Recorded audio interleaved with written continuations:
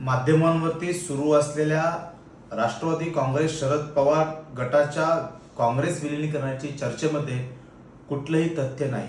सदर बैठकीचा अजेंडा हा निवडणूक आयोगांना चिन्ह आणि लोकसभेच्या निवडणुकीची तयारीच्या बैठकीचा होता।